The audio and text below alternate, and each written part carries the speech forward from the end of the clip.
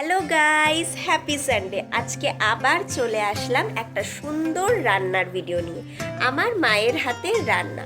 তার আগে একটা জিনিস বলে রাখি, সেটা হচ্ছে যে এভরি সানডে আমি আমার মায়ের হাতের রান্না পোস্ট করি। তো আপনারা সেটা যদি মিস না করতে চান, আমাকে অবশ্যই সাবস্ক্রাইব করতে কিন্তু একদম ভুলবেন না। আর বেশি কথা বাড়বো না, আজকে মা আপনাদের জন্য স্পেশালি রান্না করবে সোনালি লোটে। তো সোজা চলে যাই ভিডিওর দিকে। সকাল সকাল ঘুম থেকে উঠে চলে গেলাম বাজার করতে। প্রথমেই চলে গেছিলাম কিছু মাছের জন্য যে জিনিসগুলো লাগবে সেগুলো কেনার জন্য। সেগুলো যখন কেনাকাটি হয়ে গেল, তারপরে সোজা চলে গেলাম মাছ বাজারে। ভাবছিলাম যে কোন মাছটা কিনবো, তারপরে চোখে পড়লো লোটে মাছ। তো ভাবলাম আজকে বাড়িতে লোটে মাছই নিয়ে যাই, দেখি মা তাহলে ভালো টেস্টি করে বানাবে। এবার বাড়ির দিকে চলে গেলাম। গাইস, আমি বাড়িতে এসে গেছি, আর মাকে এটা দেবো। মা মা এ নাও, আজকে তোমার জন্য লোটে মাছ এনেছি, সুন্দর করে রান্না করো তো। এ নাও, এই যে নাও তো লোটে মাছটা, এই যে নাও। লোটে মাছ খাবি? ঠিক আছে, দেখি কতটুকু এনেছিস? আজকে 2 কেজি এনেছি, 2 কেজি লোটে মাছ।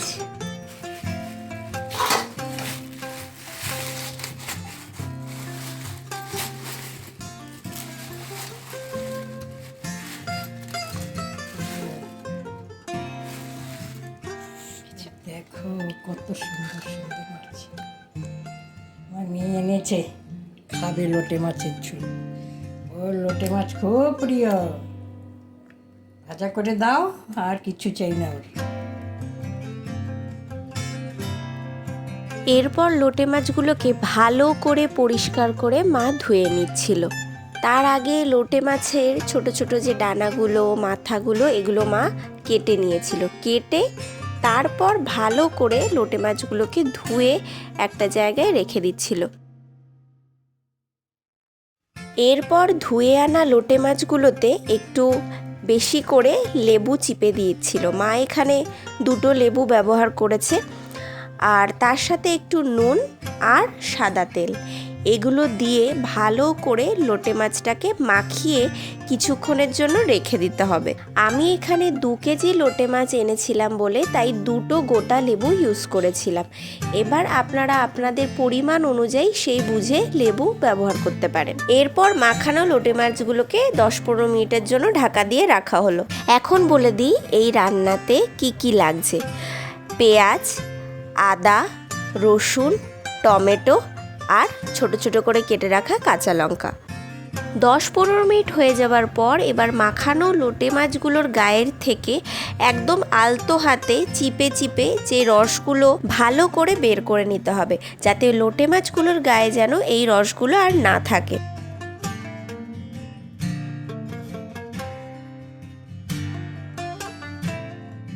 দেখুন গাইস, লোটে মাছগুলোর গায়ের থেকে কত রস বেরিয়েছে।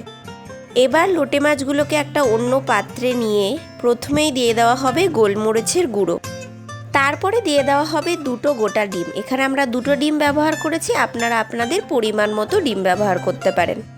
দিয়ে দেওয়া হলো হলুদ গুঁড়ো, আর দিয়ে দেওয়া হলো লঙ্কার গুঁড়ো। আগে কুচি করে রাখা একটু রসুন ছড়িয়ে দেওয়া হলো। এবার দিয়ে দেওয়া হলো ধনে গুঁড়ো আর পরিমাণ মতো নুন। এবার এই সব কিছুকে ভালোভাবে মাখিয়ে নিতে হবে।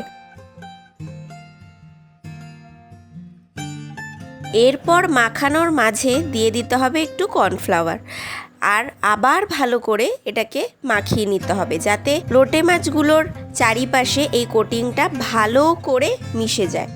মাখানো হয়ে যাওয়ার পর এটা কিছু সময়ের জন্য আবার রেখে দিতে হবে। তারপরে মা সাইডে আবার প্যান বসিয়ে দিল, তার মধ্যে একটু বেশি করে সর্ষের তেল দিয়ে গরম করার জন্য রেখে দিল। পাশাপাশি মা আলু কাটতে শুরু করে দিল।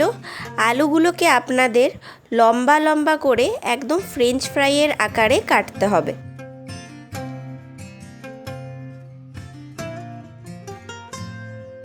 এরপর কোটিং করে রাখা লোটে মাছগুলোকে এক এক করে গরম তেলে ছেড়ে দেওয়া হলো। এখানে কিন্তু সর্ষের তেলই আপনারা অবশ্যই ব্যবহার করবেন। আর লোটে মাছ কিন্তু ভাজা করাটা খুবই কঠিন, আর যখন ভাজা করবেন আপনারা তখন খুব সাবধানে এক এক করে ভাজা করাটা সবথেকে বেটার।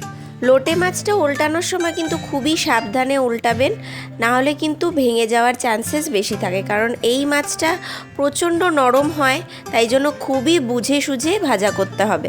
দেখুন গাইস, লোটে মাছগুলো কি সুন্দর সোনালি রঙের মতো ভাজা করা হয়ে গেছে। এরপর আবার ওই প্যানে সর্ষের তেল দিয়ে তারপর একটু নুন ছড়িয়ে কেটে রাখা ফ্রেঞ্চ ফ্রাইয়ের কাটিংয়ে যে আলুগুলো ছিল সেগুলো দিয়ে দিতে হবে। সেগুলো সেম একদম সোনালি আকারে ভাজা করে নিতে হবে। দেখুন গাইস, মা আলুগুলো একদম সুন্দর সোনালি রং করে ভাজা করে নিয়েছে।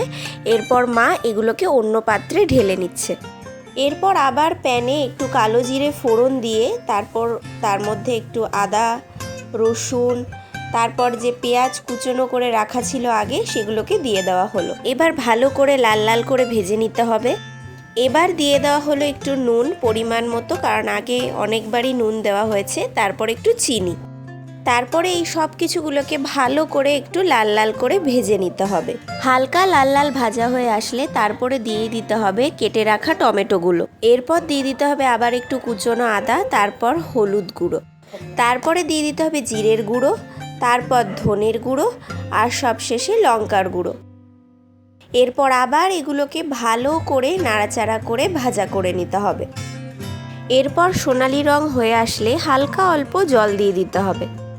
এবার সোনালি করে ভেজে রাখা আলুগুলোকে দিয়ে দিতে হবে আর মশলাগুলোর সাথে ভালো করে নাড়াচাড়া করে মাখিয়ে নিতে হবে। এরপর এইগুলোর মধ্যে 2 কাপ মতো জল ঢেলে দিতে হবে। আপনারা আপনাদের পরিমাণ মতো জল ঢালতে পারেন, আপনারা কতটা কিরকম ঝোল খাবেন সেই বুঝে আপনারা জল দিতে পারেন। এরপর কাঁচা লঙ্কা ছড়িয়ে দেওয়া হলো। দেখুন গাইস, গ্রেভিটা কত সুন্দর দেখতে লাগছে। এরপর স্বাদের জন্য কিছু মশলা দিয়ে দেওয়া হলো। এখন দিয়ে দেওয়া হলো আলুর দমের মশলা। এরপর দিয়ে দেওয়া হলো শাহি গরম মশলা। এবার গাইস আমরা একদমই শেষের পথে। এবার গ্রেভিগুলোর মধ্যে একদম সুন্দর করে ছড়িয়ে যাওয়া হলো ধনেপাতা। দেখুন গাইস, গ্রেভিটা কত সুন্দর কালারফুল দেখতে লাগছে। এরপর গ্রেভিগুলোর মধ্যে এক এক করে লোটে মাছগুলোকে আস্তে আস্তে আলতো হাতে, দেখুন আমার মা যেইভাবে রাখছে ঠিক সেইভাবে সুন্দরভাবে ছড়িয়ে রেখে দিতে হবে।